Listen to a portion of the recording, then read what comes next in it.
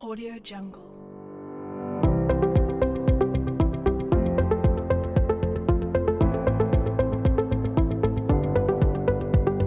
Audio Jungle.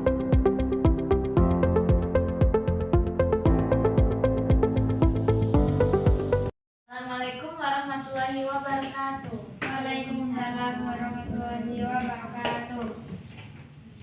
Bagaimana kabarnya hari ini? Siap, Bu. Baik, sebelum kita mulai pembelajaran, Ibu minta kepada Akmal untuk membimbing doanya. Doa bimbing kita masing-masing mulai. Doa selesai. Baik, apakah ada yang tidak hadir pada pagi hari ini? Tidak, Bu. Baik, sebelum itu Ibu absen dulu ya.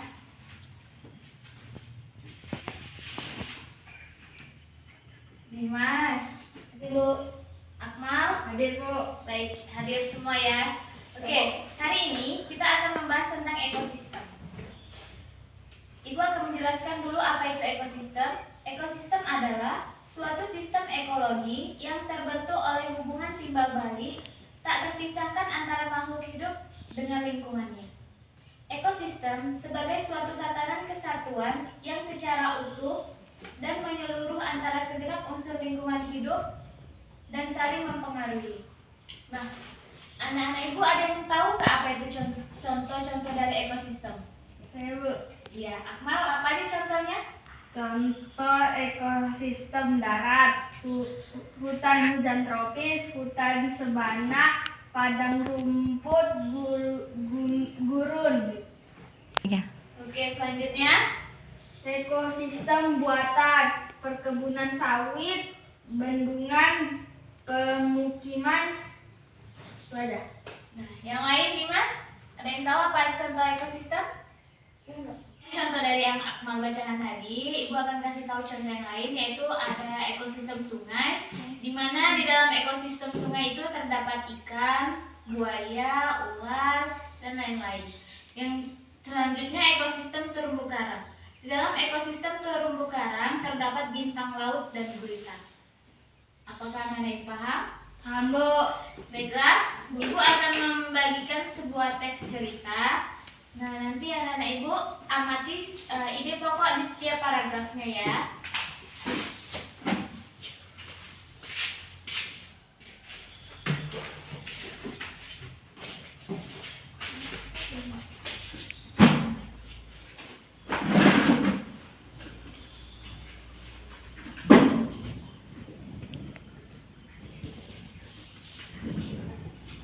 Tentang ekosistem. Semua makhluk hidup merupakan lingkungan tertentu untuk memenuhi kebutuhannya. Lingkungan adalah segala sesuatu yang berada di sekitar makhluk hidup. Sebuah lingkungan terdiri atas bagian yang hidup biotik dan bagian yang tak hidup abiotik. Bagian yang hidup di sebuah lingkungan terdiri atas tumbuhan, hewan, dan makhluk hidup lainnya. Bagian lingkungan yang tak hidup terdiri atas cahaya matahari, air, udara, dan tanah. Cahaya matahari dapat menghangatkan udara, air, dan tanah agar mencapai suhu yang sesuai kebutuhan hidup makhluk hidup. Cahaya matahari juga membantu tumbuhan membuat makanan. Air dan tanah merupakan bagian penting dari sebuah lingkungan. Air yang turun dalam bentuk hujan meresap ke dalam tanah. Air di dalam tanah ini akan dimanfaatkan oleh tumbuhan yang hidup di atasnya dan makhluk hidup kecil lainnya yang hidup di dalam tanah. Bagian hidup dan tak hidup di sebuah lingkungan saling berinteraksi dan saling bergantung satu sama lain. Interaksi antara makhluk hidup dan benda-benda tak hidup di sebuah lingkungan disebut ekosistem. Ekosistem tersusun atas individu, populasi, dan komunitas. Individu adalah makhluk hidup tunggal, misalnya seekor kambing, burung, dan pohon cemara. Tempat individu tinggal disebut habitat. Populasi adalah kumpulan individu sejenis yang menempati suatu daerah tertentu. Contoh, di sebuah kolam terdapat populasi ikan, populasi tumbuhan teratai, dan populasi lumut. Sementara itu, komunitas adalah populasi makhluk hidup di suatu daerah tertentu. Contoh komunitasnya adalah komunitas sungai dan komunitas padang rumput. Nah, dari teks yang Ibu bacakan lagi. Ibu akan bagi dua kelompok. Kelompok pertama kelompok Dimas dan kelompok kedua kelompok Akmal. Nah, kelompok Dimas, coba dibacakan ide pokok dari paragraf pertama. Kelompok Akmal, ide pokok dari paragraf kedua. Apakah paham? Paham, Bu. Oke. Seperti waktunya sudah lebih dari 5 menit. Kelompok 1, Dimas, silakan bacakan ide pokok dari paragraf pertama. Lingkungan adalah sesuatu yang merasakan di sekitar makhluk hidup sehingga lingkungan terdiri atas bagian yang dihidup dan bagikan hidup kondisi. Oke, selanjutnya kelompok 2, Akmal, mana yang merupakan ide pokoknya?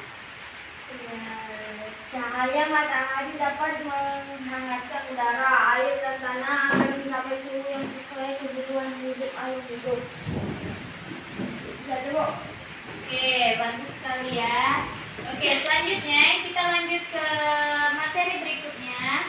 Yakni kita akan membahas tentang jenis makanan hewan dan pengelompokan jenis hewan. Nah, Ibu ada teks cerita.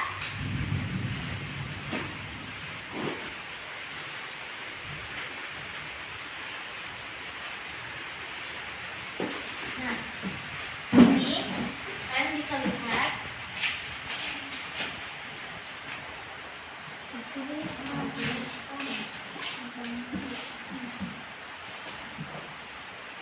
Di teks cerita jenis makanan hewan. Jenis makanan hewan ini dikelompokkan ada makanan hewan berupa tumbuhan dan makanan hewan berupa hewan lain.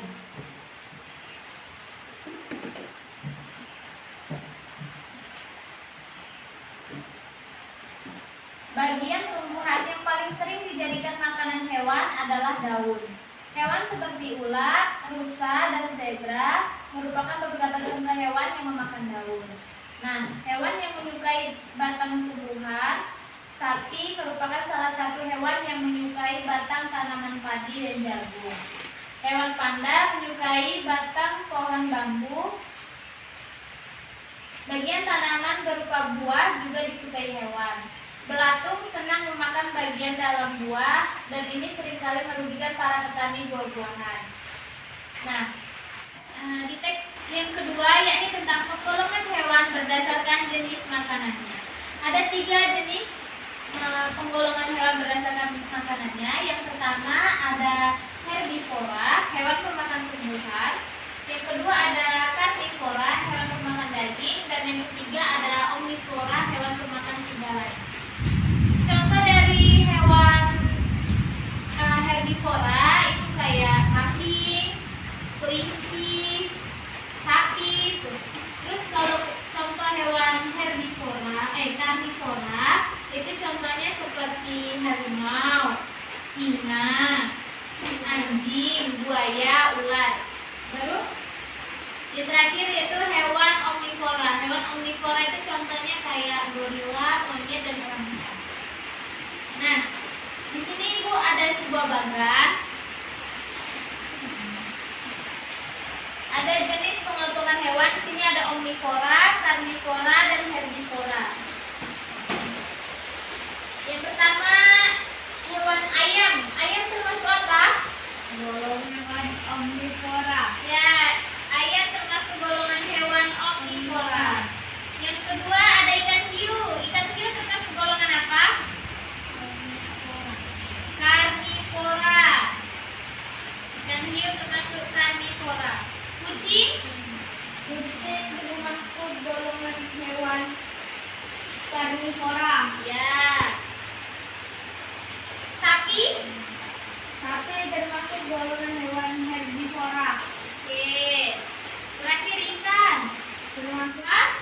omnivora. Ya, betul sekali. Jadi di sini ada ayam dan ikan golongan omnivora, ikan hiu dan kucing karnivora, sapi dan golongan herbivora. Apakah paham?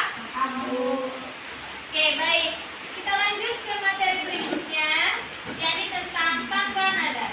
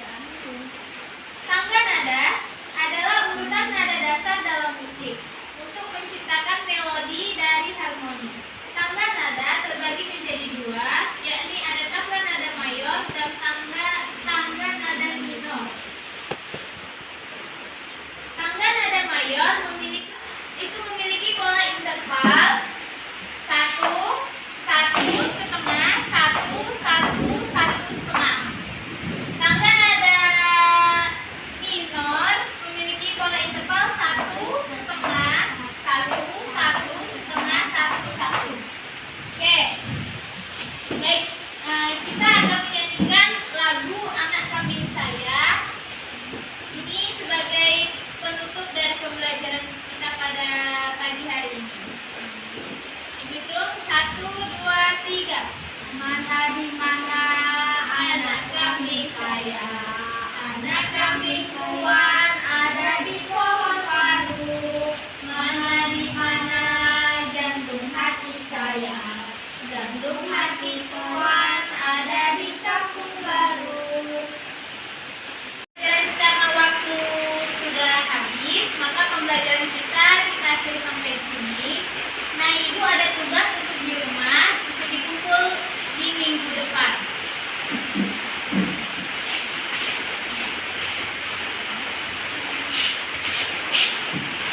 Oke?